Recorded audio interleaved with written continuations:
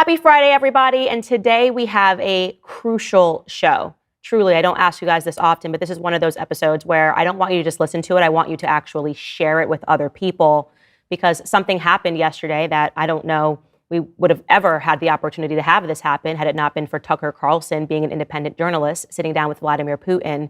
And the implications are severe. So I'm going to take you through the 5 biggest moments and what they mean. But first, I want to start with this clip from Julian Assange. One of the hopeful things that I've discovered is that nearly every war that has started in the past 50 years has been a result of media lies.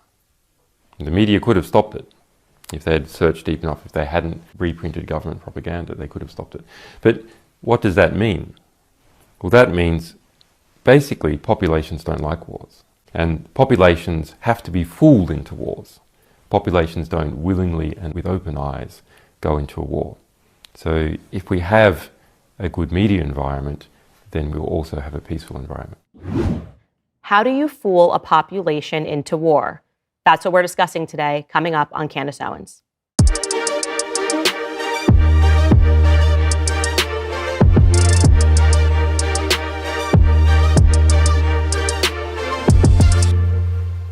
So many different ways that I could go in this episode. First and foremost, we should dedicate an entire series to discussing who Julian Assange is and why he is so critical.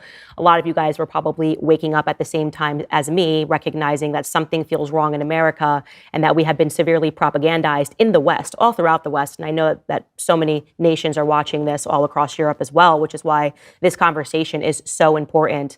But I'm going to pause on Julian Assange, just give you a very quick update. You know, he is a journalist who basically controlled the hacking network that when he would release files, he would somehow get into the systems of the government and release files from the CIA all over the world, which would force them to have to tell the truth about things that they were lying about.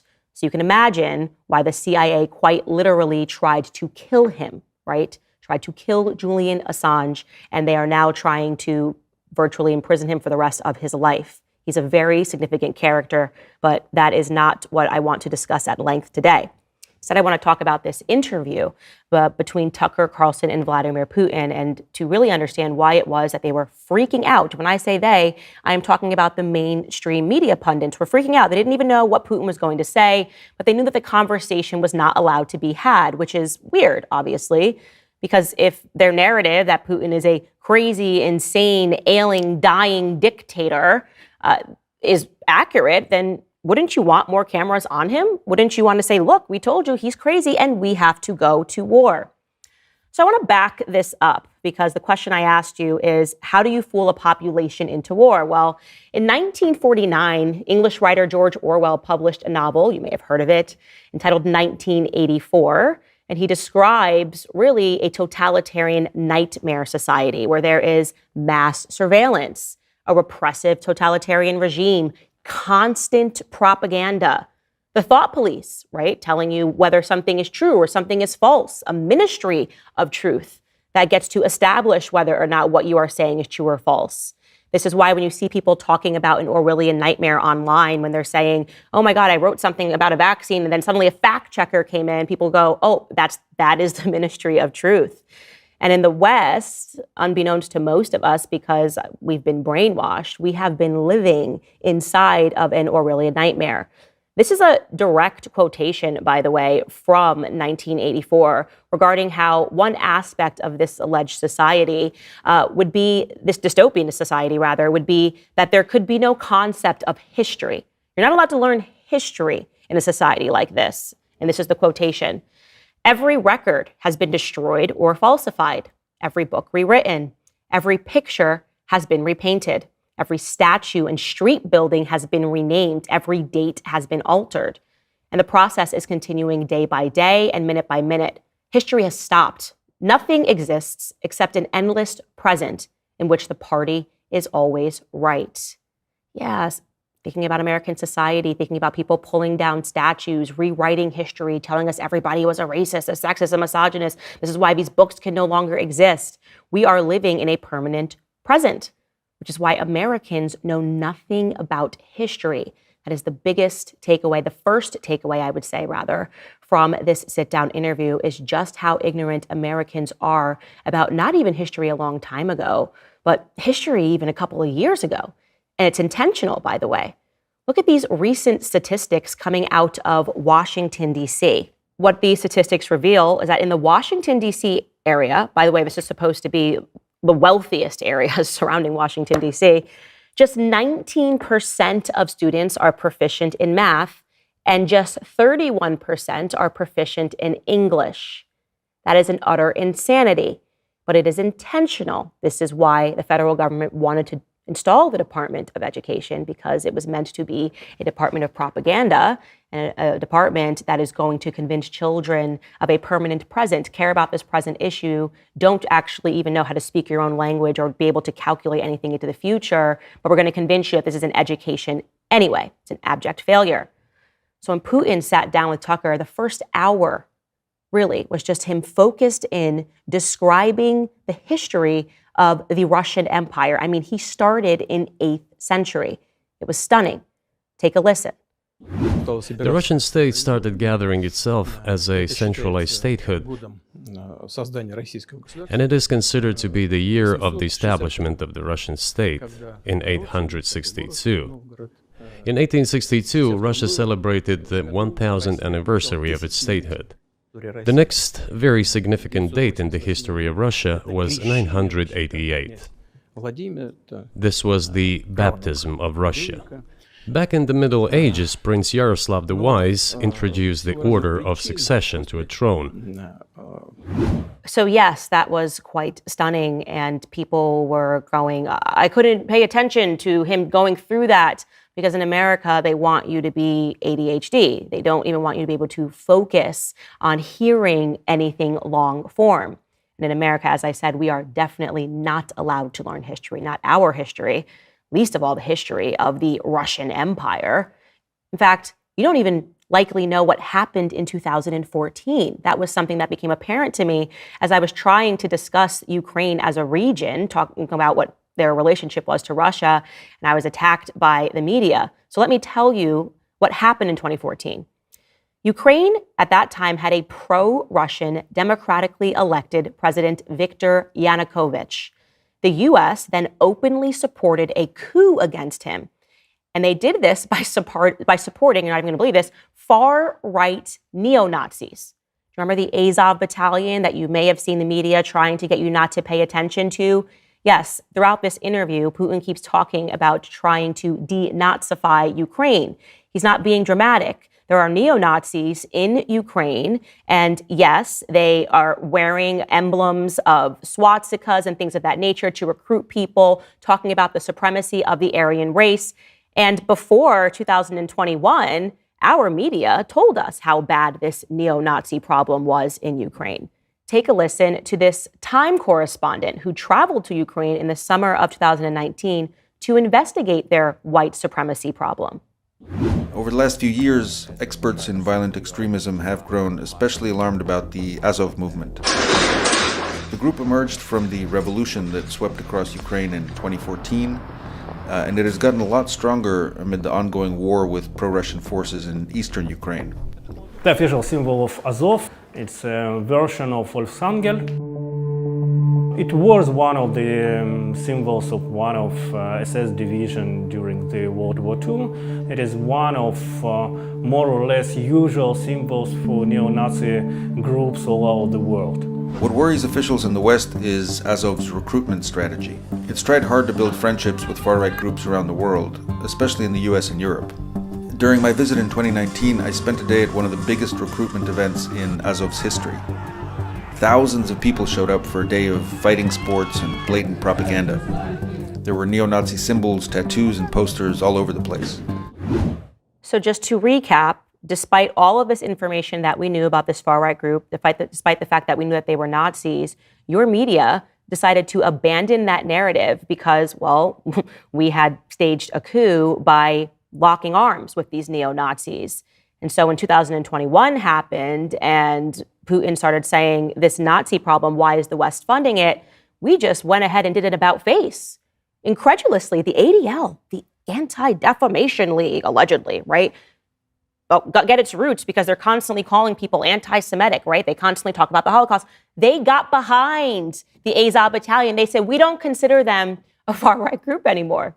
People that are wearing Nazi symbols, we don't consider them a far-right group anymore. We consider them freedom fighters. What does that tell you about the ADL? That they are a part of a propagandist arm, that they work for the state, and at their core, they are Marxists. They don't believe any of the things that they say. They just want to censor speech and control speech. These are all fraudulent groups. So yes, going back to this narrative so that you understand, we then installed a puppet regime, Poroshenko, on Russia's borders. And what happened was it prompted a civil war in Ukraine.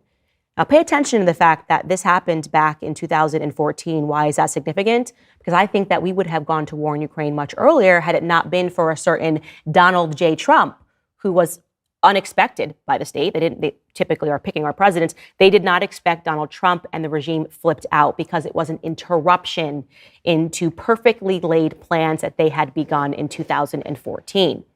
So what happened, yes, was that Ukraine launched basically a civil war is what happened. People in the East versus people in the West, right? People that were in the East, obviously backed by Russia, going, what is going on? And people in the West, backed by the Ukraine army, backed by the United States, because, well, the west of Ukraine, I know that a lot of Ukrainians watch this show, has had influence by NATO. They have been influenced. They have been making incursions, all sorts of little things that are happening. In fact, I was talking about this when the war broke out. I was trying to draw people to the fact that what is happening is really sort of a civil dispute that has been going on for a very long time, that the majority of people that lived in Ukraine spoke Russian until they started mandating that they no longer teach Russian in the schools. This is kind of trying to change the culture. And when I talked about these facts right at the outbreak of the war in 2021, the media came for me because you're not allowed to talk about history, you're not allowed to talk about facts. And the narrative at that time was just that, oh, Putin's trying to rebuild the Soviet Union. Nothing happened in 2014. These are actually headlines that are written about me. Behold the face of pure ignorance.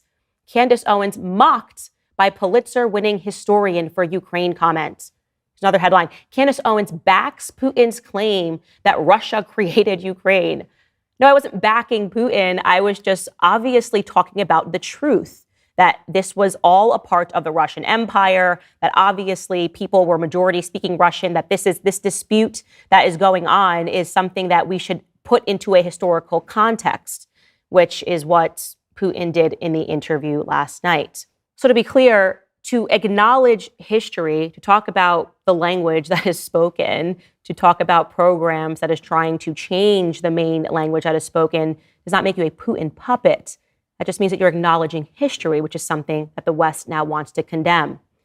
If you're like most Americans, you're struggling to make ends meet. Everything is more expensive these days. By the time you pay the bills, fill up your car, and go grocery shopping, there's almost nothing left. You're laying out your credit card for all non-essentials, or maybe even some essentials. Last I checked, the average credit card interest rate for Americans is sitting at 24%. That is insane. How are you supposed to dig yourself out of all of that debt? If you own a home, I want you to call my friends at American Financing right now. Interest rates have finally dropped into the fives, which is the lowest they've been in a long time. So call American Financing to talk about their refinance options. They save their customers on average $854 a month by tapping into their home equity and wiping out high-interest credit card debt. Think about it. $854 a month is like a $10,000 raise. What a relief that could be for you and your family. Do not wait to take control of your finances. These rates might not last long, so act today. Call American Financing at 800-795-1210. And if you call today, you may not have to make next month's mortgage payment.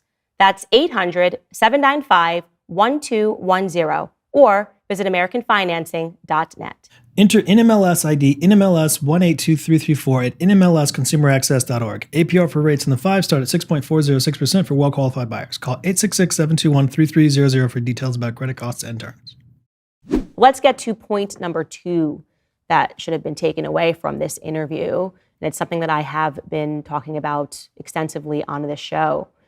And that is that the CIA controls politicians all throughout the West, and they intentionally start wars. Let's listen to Julian Assange again in a prior clip discussing just this fact. Because the goal is not to completely subjugate Afghanistan. The goal is to use Afghanistan to wash money out of the tax bases of the United States, out of the tax bases of European countries, through Afghanistan and back into the hands of a transnational security elite. That is the goal, i.e. the goal is to have an endless war, not a successful war. So Stop the War Coalition is important because we have to prevent it becoming normal for there to be a constant war. Endless wars, constant wars. So you can imagine why the CIA quite literally tried to kill Julian Assange and wanted to prevent the information that he had found about these wars, what we've been doing overseas. He released documents pertaining to us just killing Iraqi civilians like it was a sport. No. We're not supposed to know what goes on overseas. We're supposed to believe that we're always fighting for freedom. We're spreading democracy when we're shooting civilians in the Middle East. And we're spreading democracy when we are having military members guard the poppy fields, which we know obviously creates opium. And now we have an opioid crisis, but let's not get into that. What is the CIA up to? Well, Putin, in his interview, made it very clear that the president is just a puppet that has no real power. And the CIA controls the president. In essence, that would mean that our entire republic, the concept of democracy, is an illusion, right? That there is an elite that is controlling. And he exemplified this by going over all the presidents who he had conversations with, president to president. And then suddenly the CIA would swoop in and tell him, no, that's not what we're doing. Don't listen to a word. But he says, take a listen to this. So twice you've described U.S. presidents making decisions and then being undercut by their agency heads. So it sounds like you're describing a system that's not run by the people who are elected in your telling. That's right. That's right. In the end, they just told us to get lost. I'm not going to tell you the details because I think it's incorrect. After all, it was confidential conversation. But our proposal was declined. That's a fact. So who is operating the CIA and what are their interests? Because clearly the interests are not the American people, and clearly the interests are not people all across the West. And yet they have remarkable control, not just over politicians in America, but all throughout Europe. Any country that is in the European Union presumably is being controlled by the CIA, is being controlled rather by intelligence agencies, maybe by a different name, but they're all one. I think that's become abundantly clear by now. And here's another question. Why don't Americans care? What do we care about instead? Oh, I know. Climate change, right? We don't learn about history. We don't learn about present, but they instead want you to act like emotional animals about various topics like racism and sexism and definitely climate change, which makes this next portion of the interview, the number 3 takeaway, incredibly crucial. In case you missed it, and you likely did because our media didn't want you to pay attention to it, but our CIA blew up a pipeline in the Baltic Sea. Now, what are we talking about now? In order for you to have energy, in order for you to turn on the lights, there are pipelines that are coming from Russia into Europe, right? So the CIA blew up one of these pipelines. So you know how we're talking about an energy crisis. Energy prices are so expensive. Okay, so wouldn't that have automatically been an act of war to blow up an energy pipeline? If there's national sovereignty, actually in Europe, if there's national sovereignty in Germany and the CIA blows up a pipeline, wouldn't they declare war? Wouldn't they say, oh my gosh, how did you do this? Unless they knew that it was going to happen. And also, isn't Germany and the EU so obsessed with carbon and climate and environmental disasters as they tax you into oblivion? Why didn't they go, oh my gosh, well, that seems a bit crazy that they blew up this pipeline in the middle of a sea? No, none of that happened. And it's interesting to hear this exchange between Putin and Tucker discussing this pipeline, the Nord Stream pipeline being blown up. Take a listen. Who blew up Nord Stream? You for sure. I was busy that day. Nate, do you have I did not blow up Nord Stream. Thank you, though. You personally may have an alibi, but the CIA has no such alibi. Do you have evidence that NATO or the CIA did it?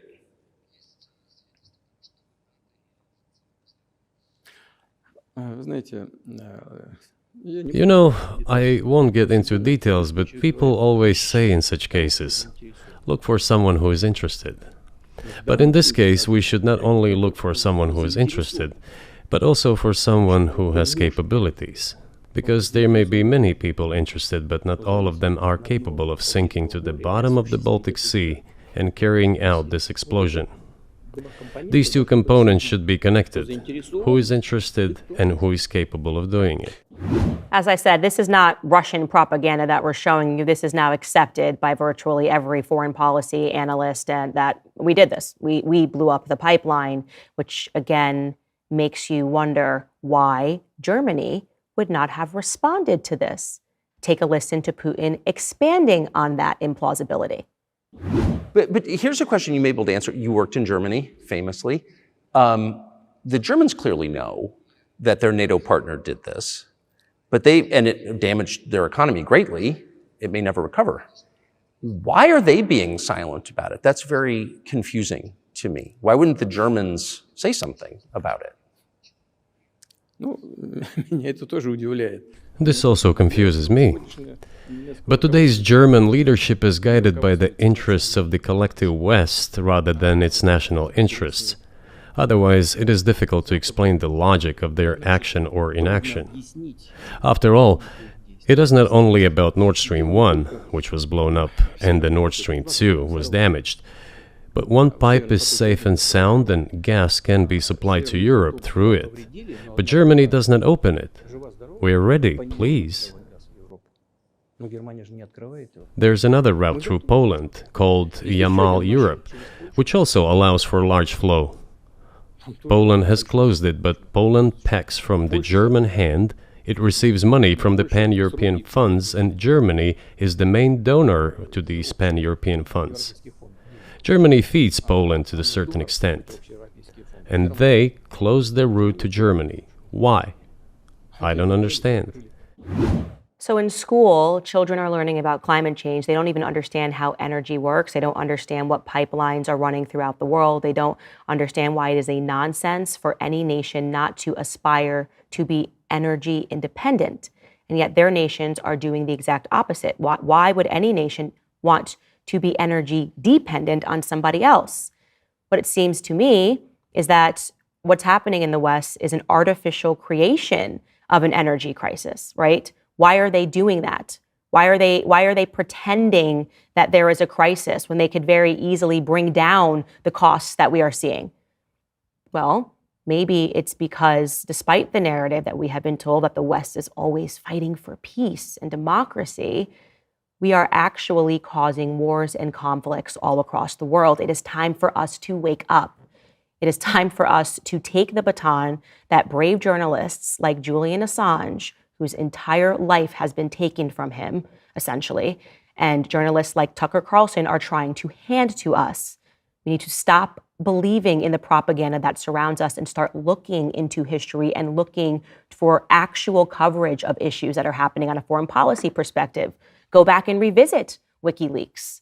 You will really quickly determine what I said long ago. It is an absolute nonsense to suggest that Vladimir Putin wants to recreate the Soviet Union. In fact, the exact opposite is happening. If the Soviet Union is being recreated, it is the European Union, right? They are the ones that keep inching and expanding and putting their military on people's borders, not Vladimir Putin and Russia, who has a GDP that's smaller than California. But again, they don't teach economics in school. They don't want you to understand why it's utterly irrational, quite literally from a financial and economic perspective, to suggest that Vladimir Putin is trying to take over the world. They want you dumb, and they want you to believe in a narrative. Putin, bad. Donald Trump, bad. Racism, sexism, climate change, anti-Semitism, bad. Fight whatever it is that we point to. We are dumb, deluded, and drugged, and fat. These are the things that they're doing. They're creating slave colonies all throughout Europe and the United States. We have become slaves to our government because they have pushed through Marxist principle, and that's what Marxism is all about. You have to learn and study Karl Marx. It is who informs their opinion. Constantly keep us angry about something, the proletariat, the working class, white versus black, short versus tall, women versus men, progressive, so that we never pause and look backwards and understand who it is exactly that is ruling over us. And it certainly is not Vladimir Putin. He also, in this interview, talks about how many times he attempted to come to peaceful resolve with the West over the years. He doesn't understand why they keep refuting him. It is a fact that Vladimir Putin tried to join NATO, and he was refused. He also tells a story about Boris Johnson, and this is absolutely wild, that they were going to have peace negotiations before they slaughtered an entire generation of Ukrainian men. But Boris Johnson, then the Prime Minister of the UK, shut it down. Why? Why would Boris Johnson tell Zelensky not to entertain peace talks with Russia? Well, the obvious answer is that they are hell-bent on a war with Russia. That doesn't give us the answer to why on earth they would want that, especially because Putin, the crazy dictator, doesn't particularly sound like he wants a war. Every time Tucker asked him a question where he could have signaled his strength or sounded like an evil dictator, he sounded, I would say, remarkably calm and collected. Take a listen. Maybe the world is breaking into two hemispheres, one with cheap energy, the other without. And I want to ask you that. If we're now a multipolar world, obviously we are, can you describe the blocks of alliances? Who is in each side, do you think? Listen, you have said that the world is breaking into two hemispheres. A human brain is divided into two hemispheres. One is responsible for one type of activities, the other one is more about creativity and so on. But it is still one and the same head. The world should be a single whole. Security should be shared rather than meant for the golden billion.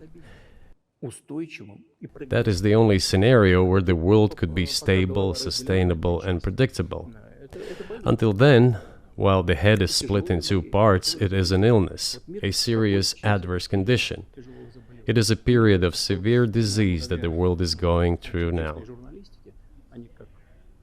But I think that, thanks to honest journalism, this work is akin to work of the doctors. This could somehow be remedied. He's talking about bringing different sides together, saying that honest journalism will allow for it to happen. Does that sound like the evil dictator that has been dictated to you, dictated to all of us via the mainstream media? That's not what I got. He actually sounded, again, very calm, very rational, and very confused about why the CIA wants to go to war with him. Grand Canyon University is a private Christian university that is based in beautiful Phoenix, Arizona. GCU believes that our Creator has endowed us with certain unalienable rights to life, liberty, and the pursuit of happiness. They believe in equal opportunities and that the American dream starts with purpose. GCU equips you to serve others in ways that promote your flourishing as well. Whether you're pursuing a bachelor's, master's, or a doctoral degree, Grand Canyon University's online, on-campus, and hybrid learning environments are designed to help you achieve your degree. GCU has over 330 academic programs as of September 2023. GCU will meet you where you are and provide a path to help you fulfill your unique academic, personal, and professional goals. So find your purpose today at Grand Canyon University. Private, Christian, affordable. Visit gcu.edu. That's gcu.edu. This brings me to the last big takeaway from this interview. And I think this is the answer to why it is that America wants to go to war. It's because we have a lot of stupid geriatrics that have an old world disorder, right? Who are not changing strategies and who are not adapting to the new world, and honestly have put us in a very bad position. They're losing power. I think that we are on the brink of an economic collapse because obviously that was going to happen when they made the incredibly stupid decision to have Russia circumvent the dollar. We used to be, everybody had to deal in dollars all across the world. Again, this is stuff they don't teach you in school, right? All across the world, you got to deal in dollars. And then what happened? This war broke out and America decided to sanction. They started to use the dollar to be able to control foreign policy. They said, you can't deal in dollars. And they thought this was going to bring Russia to economic collapse. It did just the opposite. Russia's economy grew. They learned to circumvent the dollar, and it encouraged other countries to circumvent the dollar. And as Putin illustrates throughout this interview, what it means is that a lot of them are now dealing with China, and they are forming alliances, and it doesn't matter anymore about the big bad US. Take a listen. Well, let's just give one example, the US dollar, which has kind of united the world in a lot of ways, maybe not to your advantage, but certainly to ours. Is that going away as the reserve currency, the universally accepted currency? How have sanctions, do you think, changed the dollar's place in the world?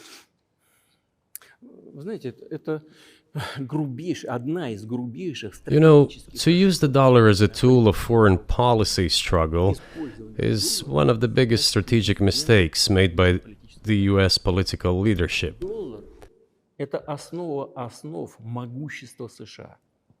The dollar is the cornerstone of the United States power. I think everyone understands very well that no matter how many dollars are printed, they're quickly dispersed all over the world.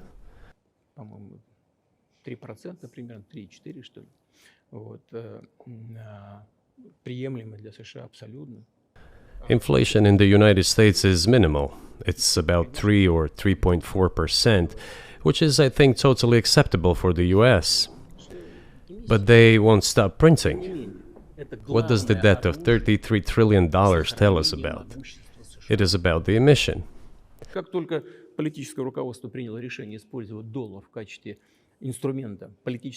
Nevertheless, it is the main weapon used by the United States to preserve its power across the world.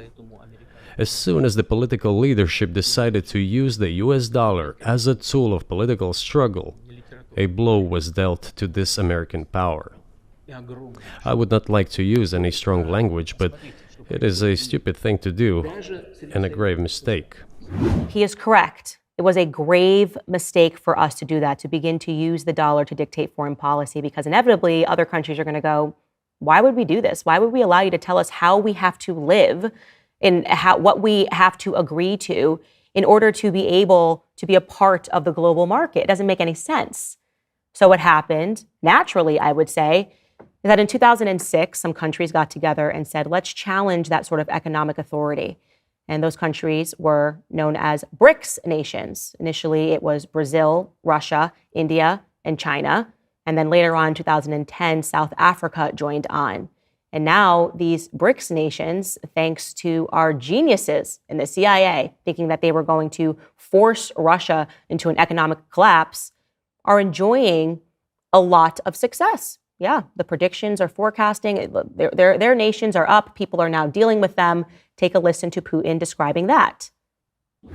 As for BRICS, where Russia took over the presidency this year, the BRICS countries are, by and large, developing very rapidly. Look, if memory serves me right, back in 1992, the share of the G7 countries in the world economy amounted to 47%, whereas in 2022 it was down to, I think, a little over 30%. The BRICS countries accounted for only 16% in 1992, but now their share is greater than that of the G7.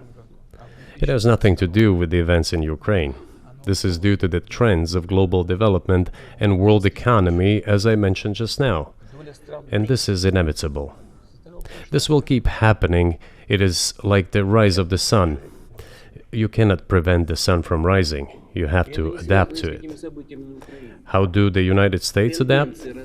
With the help of force, sanctions, pressure, bombings, and use of armed forces. Here's what I'm going to say conclusively about what he is talking about, and it is the answer to the question of why America wants a war. Why not just America, the European nations want a war. It's because wars present economic opportunities, right? If you are a poorer country and you come out on top in war, well, you could suddenly become a very wealthy country. Things change dramatically. America was put on the map after World War I.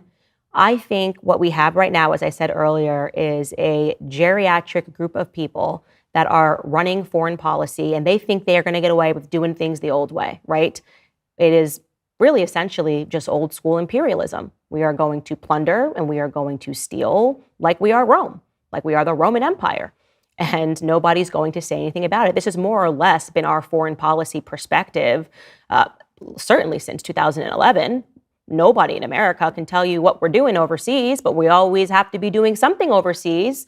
We stage revolutions, we fund rebels to go into certain countries, we force regime changes, and then we take stuff. We take stuff from other countries. That's just a fact, right? And what sort of a philosophy is this, by the way, at its core that we're seeing? Why can't America and European countries instead just make policies that make sense, really pursue capitalism, really pursue the free market, the invention of ideas? Because that is what it means to be a Marxist. There is nothing original, right? There's nothing inspiring. It doesn't inspire brilliance. So what America is suffering from is a form of cultural Marxism, right? And they are trying to tax its citizens to death. It is the death of creation. It's the death of the American spirit. It has been a death of patriotism happening in this country. We are no longer creating anymore.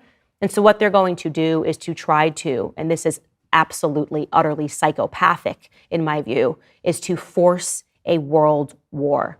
So they can restage all of this. They can just restage and decide that they are going to maintain their economic prowess. And when I am talking about they, I am talking about a very small group of elitists, because we don't want war. Americans don't want war. Europeans do not want war, but they are going to try to propagandize us into believing that we must go to war. And this is how you do it. You lie repeatedly over and over again, and you make sure that no conversations are had, and you make sure that there's no concept of yesterday and only a concept of the present, while your people in your country are deluded, utterly deluded by the textbooks that you control, and they learn positively nothing. So I hope that today, at the very least, we have contributed in a journey for some of you to actually learn about what is happening all across the world. I want you to go down a dark hole. Let this be the beginning, not the end, of you understanding what is happening in America, what has been happening in America. And let it also inspire you to learn how to fight these Marxists that I believe are running our country. And the way that you do that is via individual control, right? Think about why it is you're sending your kids into a public school system if these are the results, right? Think about why it is that you are allowing your kids to engage on social media, to develop these ADHD type brains where they're not even able to listen to a world leader delineate history for them for an hour. Think about the fact that these organizations, this concept of Department of Education, has not been set up to help you, but rather to burden you. It is in the interests of a very, very, very small group of elites. And that's all I'm going to say on the matter today. Unfortunately, that is all the time that we have. But as a reminder, a new episode of my A Shot in the Dark series, if you want to talk about taking power away from them, a lot of the way that they make money is through the pharmaceutical companies making us sick. Well, that premieres this evening on Daily Wire. We're going to be talking about postpartum depression, depression in general, everybody on all sorts of SSRIs. If you are not a member, now is definitely the time for you to subscribe. We will see you guys on Monday for a brand new episode.